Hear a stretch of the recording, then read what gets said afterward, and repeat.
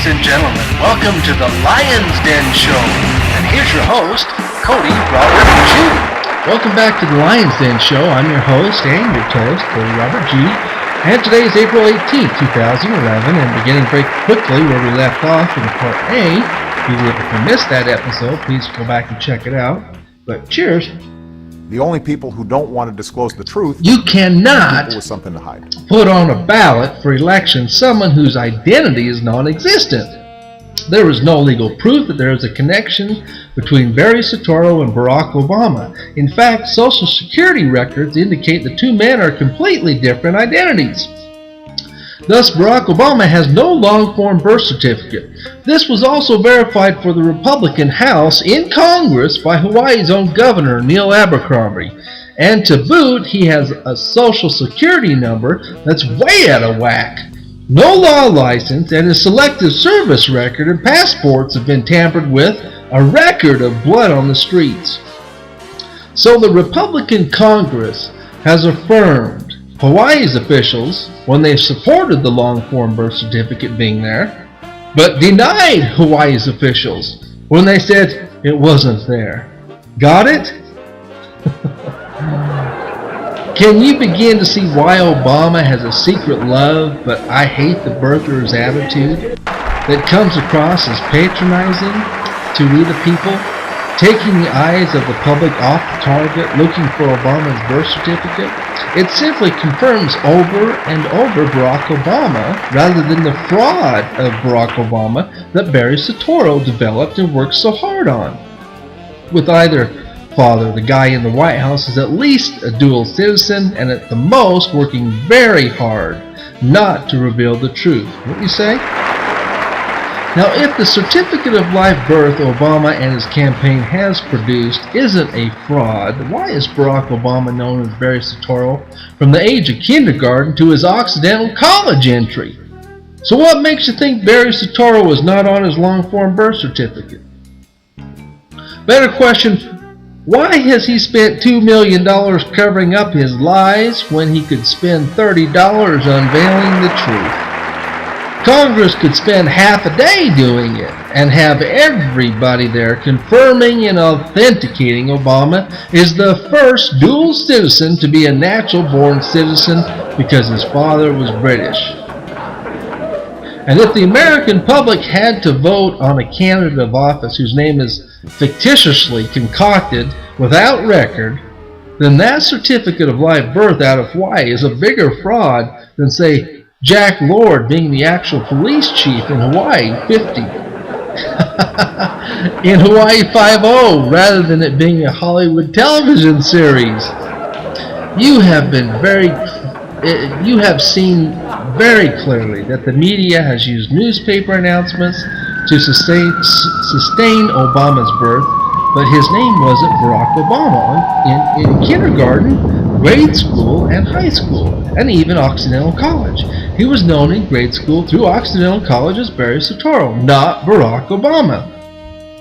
This is the proof that everything the media is showing you is a fraud about this man. They are showing you the fraud right in front of your face. And Obama says he is not a natural-born citizen when he says he was a native-born, and then can't authenticate it with a long-form birth certificate. And these journalists are so stupid they can't see it. The truth is they don't want to see it because they themselves have been caught esteeming the value of our currency greater than the Constitution. And it was our Constitution that created the value of our currency.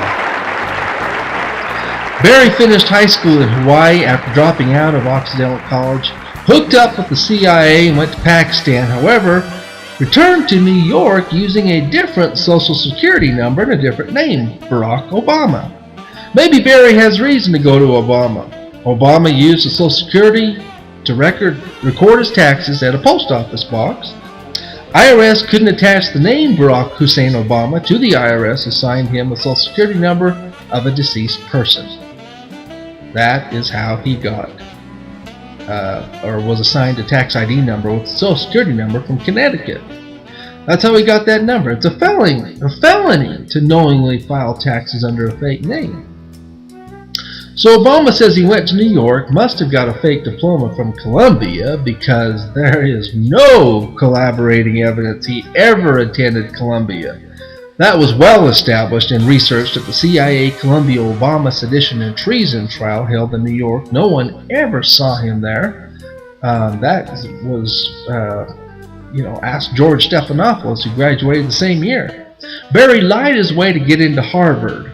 Barry told the Saudis he was fighting the Soviets in Pakistan, and the Saudis loved this. So the Saudis get behind him and paid $20 million for Obama to get into Harvard, based upon his work in Afghanistan and their desire to set in place a U.S. president who was a Muslim who appreciated Sharia law. Obama fit their profile and could likely get around the Constitution's qualifications of a natural-born citizen because of Senator John McCain being a foreigner born on foreign soil. Do we see a connection here to Obama's bow to Saudi Arabia? Again, who gave Harvard $20 million. Ask yourself why Harvard's Law Society would give Obama the prestigious position of president of law review at Harvard, who never wrote anything. That's what $20 million would buy you. He never wrote anything. He was a drug dealer selling heroin for a Stinger missile for the U.S. government that helped defeat the Soviet Union in Afghanistan, and now Obama has invaded Afghanistan and is trying to destroy what he helped create, Al-Qaeda. This is a great example of the head of the snake eating his own tail, and a great story that ends, perhaps justifying the means. Obama was most likely a drug mule, hauling drugs, Afghan heroin, so the Afghans could buy Stinger missiles to shoot down Soviet helicopters. Recall the movie Charlie Wilson's War? Congress funded $500 million that was matched by what country? Oh yes, the country was Saudi Arabia, funneling weapons into the hands of Afghans, baby Al-Qaeda, fighting the Soviet Union. If they shoot down the helicopters, everything's going to start going our way. Remember that? Now, what could you say Barry Soetoro has over the CIA to keep both the CIA and the Saudis as friends? And what secret does Obama have over the intelligence agencies of our country to keep from our own American public? Perhaps the real connection of illegal drug sales directly financed by our own government agencies? Could that be a mess that would blow the lid off the trust of the American public towards Republicans and Democrats?